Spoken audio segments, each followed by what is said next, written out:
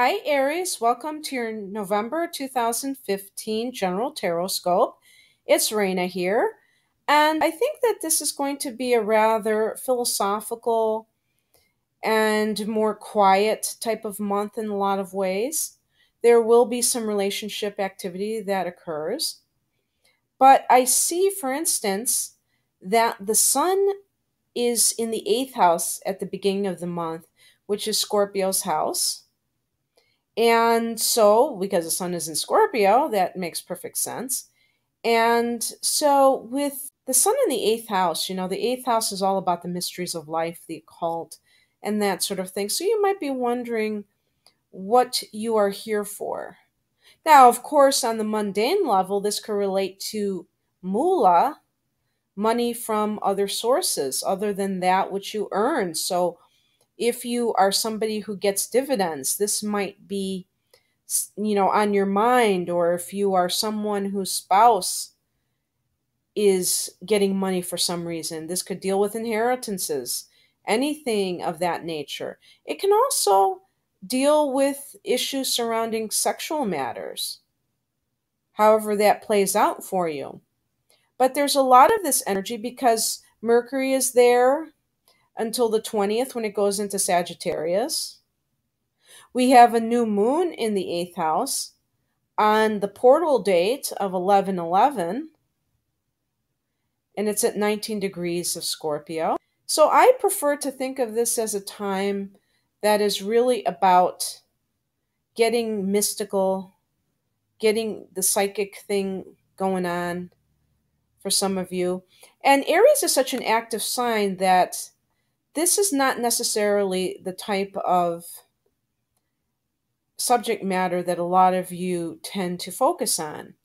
Is stuff related to philosophy and the occult. And so, as a cardinal sign, you are more concerned about doing than contemplating. And so, you're all about activity. And this energy kind of forces you to go deeper within and to think about other things. Now, when the sun enters Sag on the 22nd of November, this is also philosophical. This is still in the thought realm because the ninth house is a mental house, but it is more, I would say, objective. The eighth house is a water house, and so it tends to be more emotional and therefore personal. And the ninth house is all about philosophy, but also foreign people, foreign travel, higher learning. We have a full moon at 3 degrees Gemini on the 25th of November, and this falls into your third house, which is another mental house. It is the house of Gemini, which is opposite Sagittarius. And this deals with the internet, it deals with any kind of communication that you engage in. This could be a time when you meet somebody online, or that you discover something about someone online. This could have to do with your siblings or other extended family members. Venus and Mars are both in the sixth house at the beginning of the month, which is the house of health. It's the house of your daily routines, it's your workplace. And it could mean that you guys are somehow engaged in some kind of physical discipline that is going to make you healthier and make you look better too. But then Venus goes into your seventh house on the 8th of the month, and Mars goes there on the 12th. And your thoughts and behaviors turn towards a long term romantic partner. And you've already had a new moon in this house on October 12th.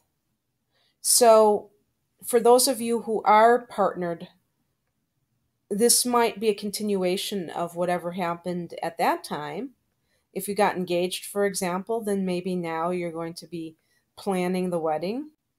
But this is particular energy that relates to people who are already connected with somebody. Oh boy, Aries, I can't get away from my love readings when I'm trying to do these general readings. I feel like I'm doing another love reading, but it could apply to other areas of your life. I also see some drama, but maybe that's music to your ears. So the first card that I got describing the current situation is the Seven of Swords. So this can either mean that you are on the down low because you need to protect yourself for some reason from somebody or something. You're taking some kind of action. It could be like if you're looking for a new job and you don't want your boss to know, and so you're interviewing very secretly. But of course, it can relate to relationships too, that you are feeling that you need to keep things quiet.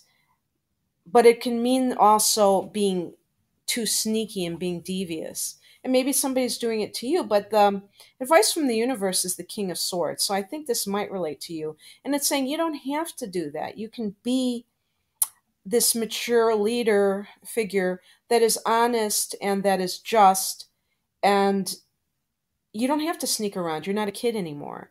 And also, I think that some of you may be going through a divorce because I see this conflict. You have 3 out of the 5 cards are swords, which indicates a lot of kind of back and forth. And the King of Swords could be like kind of some sort of legal entity that is a just counsel. And the advice is like, and action steps are the Two of Swords and the Ace of Cups in reverse. And so the Two of Swords indicates having to make a decision about something. And some of you, it may be that you're sneaking around because you are having an affair and you're going to have to, eventually you're just going to have to choose. You can't just keep doing this. But the accompanying card of the Ace of Cups in reverse indicates that the love may be unrequited, that it may be a one-way situation where you're the one that is feeling more than the other person, and yet you're sacrificing your well-being to be with this person, and it's really not a mutual relationship. It might just be a booty call or something that you're making more out of than it really is.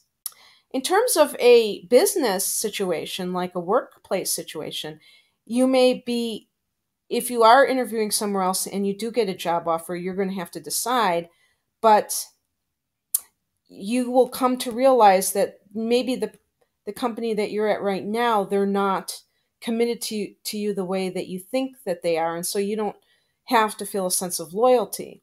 But the outcome card is the King of Wands in reverse.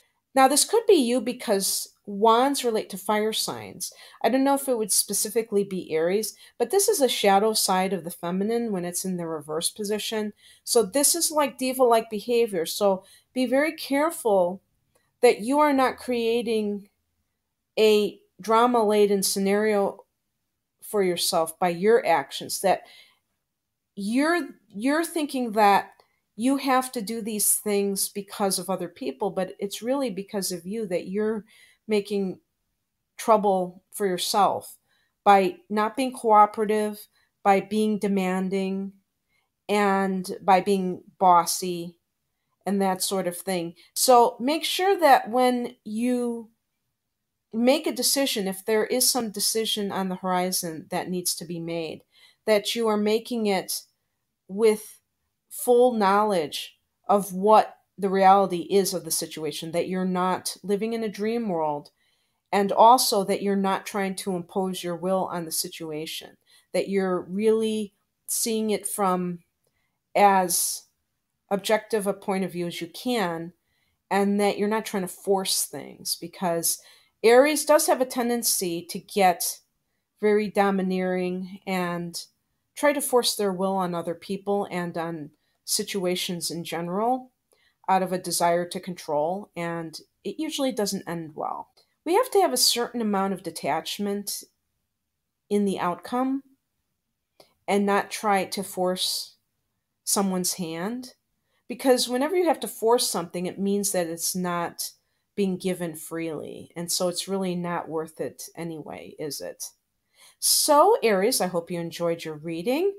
If you would like something more personalized, I have a list of services. Right now, I'm offering a general 3-month reading for $25 that covers some of the highlights in your life, and it can be any 3 month period of your choice. I also have a life path reading for $26 that talks about what you may have come into this incarnation to accomplish. And my love readings are $19, and you might want one of those. So, whatever you choose, I provide a link below where you can see my services. And I wish you a wonderful November. Bye.